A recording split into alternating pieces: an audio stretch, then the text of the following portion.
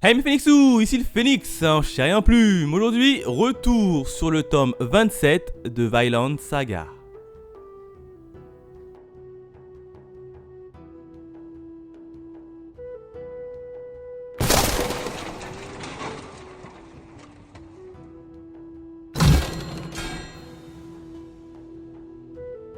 Comme d'habitude, retour sur la jaquette. Sur la jaquette, on a qui? On a tout simplement le peuple indigène emmené par le chaman, le terrible chaman. Et il va faire un truc exceptionnel dans ce manga.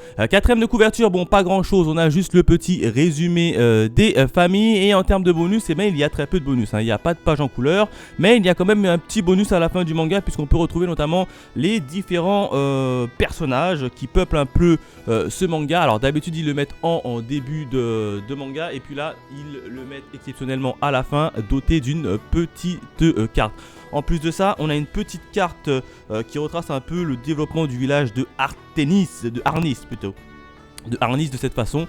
Donc ça c'est pour les fans tout simplement de géographie qui peuvent voir un peu l'avancée du style un peu géographique de la ville tout simplement d'Arnis. Et ça franchement c'est plutôt pas mal. Allez, on démarre directement sur la partie review.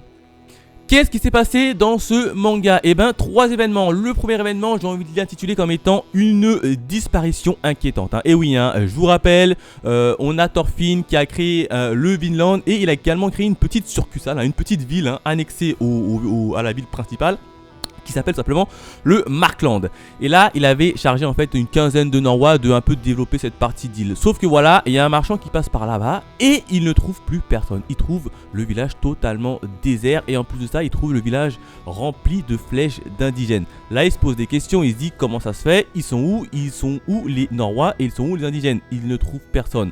Bon, il a un peu paniqué, du coup, il va faire un peu son rapport à Thorfinn. Thorfinn, il dit tiens, c'est bizarre, c'est pas normal, je vais jeter un petit coup d'œil. Thorfinn il va sur place en compagnie de Ivar, celui qui veut prendre un peu la place de Thorfinn. Ils arrivent au Markland et effectivement il s'aperçoit qu'il n'y a plus personne. Il n'y a plus d'indigènes, il n'y a plus de Norrois, il y a quasiment plus d'animaux, et par contre il y a plein de flèches de partout. Et là tu vois les paroles qu'Ivar avait déjà commencé à mettre en place dans la tête des autres gens, il commence à prendre de plus en plus sens. Et là, Ivar il dit, ça se trouve que c'est les indigènes qui ont commencé à nous éliminer. Je vous rappelle qu'il y a d'autres personnes qui sont venues avant nous, ils ont dû partir en catastrophe. Moi je vous le dis, il faut qu'on tue ces indigènes ici et maintenant. Là, très clairement, les mots d'Ivar commencent à faire sens, même dans ma tête. Franchement, il dit, ah, c'est peut-être les indigènes qui sont préparés un petit coup fourré. D'autant plus que t'as la chamane indigène qui elle également ne voit pas les Norrois d'un bon oeil. Depuis qu'elle a eu son songe où elle a vu tout simplement les Norrois un peu dévaster son île, elle cherche qu'une seule chose, c'est tout simplement de faire partir les Norrois, quitte à faire la guerre. Et là elle va commencer à embrigader tout son peuple pour forcer son peuple à se liguer contre les Norrois et à les faire partir de son île. Donc là tu vois que les paroles qu'Ivar avait déjà mis en place dans les têtes des gens commencent un peu doucement à faire tilt dans la tête de Thorfinn. Bon, même si Thorfinn il reste pour l'instant droit, il dit non, c'est pas possible, il y a une explication. Ça commence à mettre quand même un petit doute. Le deuxième événement, j'ai envie de l'intituler comme étant la déclaration de guerre. Clairement, ça va partir en cacahuète, littéralement.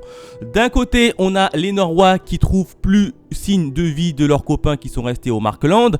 De l'autre côté, tu as les indigènes emmenés par la chamane, notamment la chamane qui est un peu pas fan des Norrois et qui essaye de faire un peu ouvrir les yeux à son peuple, mais son peuple, pour l'instant, il ne la suit pas trop. Du coup, tu as Thorfinn qui va demander une petite réunion. Sincèrement, il va demander une petite réunion avec les indigènes un peu pour parlementer et un peu souder leur alliance. Le problème c'est juste avant ça, il y avait une réunion qui s'était passée justement avec entre les Norrois tout simplement. En fait c'était l'objet de la réunion, c'était pour savoir s'ils devaient construire ou pas des remparts en cas de guerre avec les indigènes. Parce que je vous rappelle que le Markland, les habitants ils ont complètement disparu, on ne sait pas du tout où ils sont. Et là Ivar il voit un gros boulevard, il y va notamment le petit copain d'Ivar là, Stock, c'est lui un peu qui manigance tout ça, qui a les plans. Stock, je le compare un peu à Joe dans les Dalton. Grosso modo, dans le trio, c'est lui le cerveau.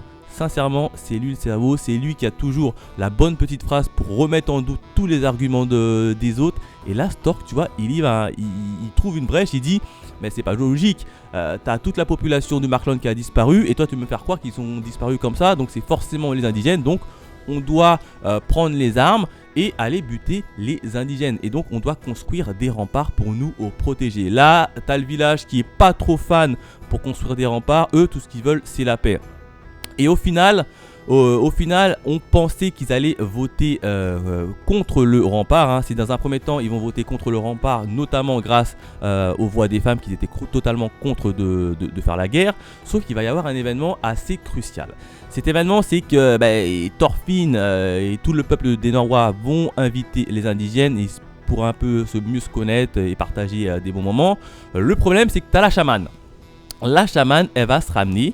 Elle va commencer à sortir une hache normale. La chamane elle arrive, elle sort une hache, elle va commencer à menacer Thorfinn. Thorfinn il dit ne vous inquiétez pas, ne bougez pas, j'ai le contrôle sous la main. Et on connaît Thorfinn, hein. Thorfinn c'est quand même un ex-combattant, il est capable de désarmer n'importe qui. Le problème c'est que Ivar n'a absolument pas écouté les recommandations de Thorfinn. Il a décidé de prendre l'épée. Et oui, hein, l'épée, il a pris son épée et il a sectionné la main du chaman aux yeux de tous. Ah ouais, ça c'est violent. Et là, Thorfinn il était très énervé. Hein. Déjà, Thorfinn il avait ordonné qu'aucune arme ne soit ramenée dans son Wayland. Ivar il a failli à cette tâche. Et quand Thorfinn il l'a appris juste avant, il était énervé. Hein. Thorfinn il était totalement énervé à l'encontre de Ivar. Il a dit je comprends pas pourquoi tu as ramené cette épée. C'est une arme et moi dans mon Wayland je ne veux pas d'arme. Et bah devinez quoi, c'est cette arme qui à la base devait pas être là va déclencher la guerre. Très clairement, les indigènes ils ont vu que les Norrois ils ont tranché la main de leur chef spirituel, hein, le chaman.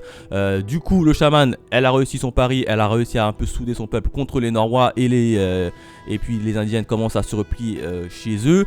Et de l'autre côté, t'as les Norrois qui au départ ne voulaient pas forcément construire de remparts. Avec ce qui s'est passé, ils se sont dit il va forcément y avoir des représailles, donc ils ont voté pour la construction des remparts. Donc là très clairement le clan de Ivar a totalement gagné. Hein. Le clan de Ivar et le clan de la chamane qui veulent notamment plus piffrer et veulent faire la guerre, c'est eux qui ont remporté tous les gains, ça va à eux clairement.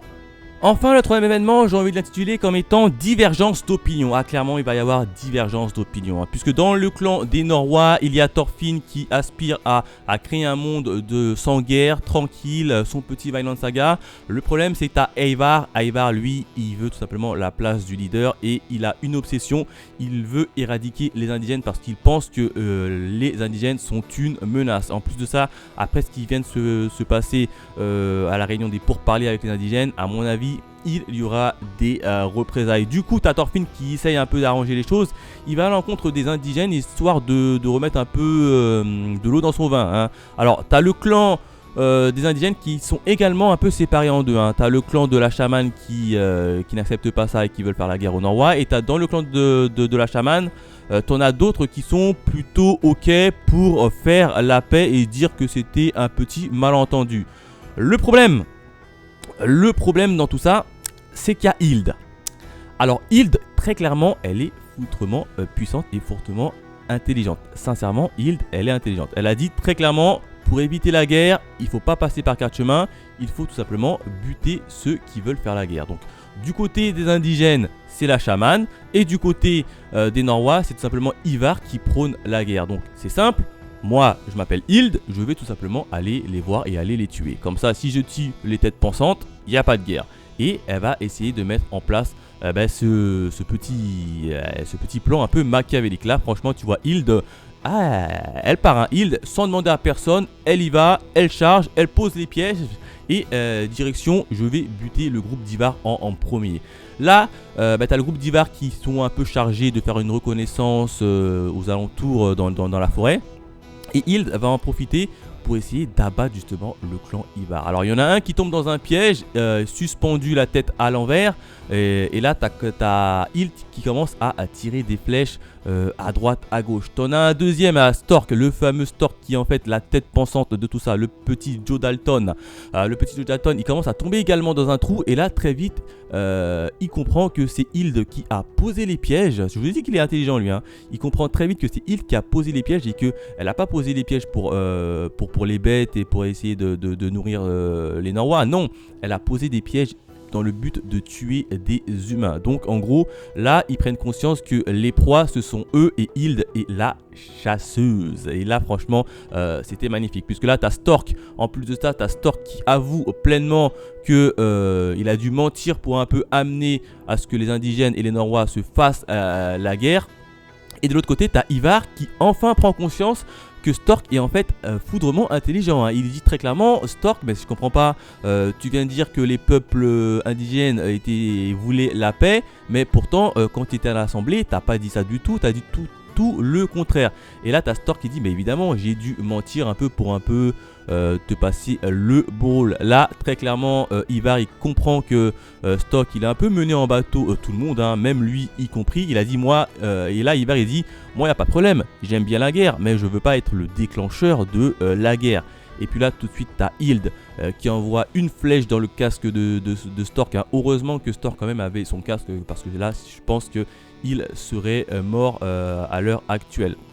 Puis là, tu as Hild qui a Ivar dans son viseur. Au moment où elle allait tirer, et ben, tu as Thorfinn qui arrive, qui a compris évidemment tout le plan machiavélique que Hild te préparait. Et bien là, il décide simplement de stopper Hild, mais Hild ne va pas s'arrêter là. Hild, elle a dit, ok, il n'y a pas de problème, je les laisse en vie pour le moment, on verra ça par la suite. Pour l'instant, j'ai une deuxième proie à aller chasser. Et là, on comprend très clairement que la deuxième proie de Hild, c'est tout simplement le chaman. Le chaman, celui qui prône la guerre, et ben, elle va directement aller se rendre dans leur village pour essayer de buter le chaman. En plus de ça, on va en apprendre un peu plus sur la disparition des habitants qui étaient au Markland. À la fin du manga, on nous dit comme quoi, en fait, a priori, les habitants ne sont pas morts suite à une guerre contre les indigènes, mais ils sont morts d'une maladie. Et là, au moment où il dit ça, on voit une espèce de rat. Et quelle est la maladie du rat? On pense tous à la peste. Donc à mon avis, la peste va faire son apparition dans le prochain tome. Alors, si mettons, il ne faut plus les appeler les rats, il faut les appeler les surmulots. A priori, ils ont changé de nom, hein, il y a eu une petite évolution. Bref, en tout cas, on voit l'apparition d'un surmulot, voilà, hein, pour rester à jour au niveau des termes utilisés, hein. On voit l'apparition d'un surmulot, et là, on nous dit comme quoi il y a une maladie. Donc très clairement, moi je pense à une chose, c'est la peste. La peste a décimé à la fois les Norrois et à la fois les indigènes. Alors comment tout ça va se passer dans le prochain tome, puisque on connaît, hein, il n'y a pas d'antibiotiques, il n'y a pas de vaccin, c'est une maladie totalement inconnue. Donc là, ça va partir littéralement en cacahuète, et en plus de ça, t'as une petite maladie inconnue qui vient un peu créer la zizanie. Donc voilà comment se termine le manga.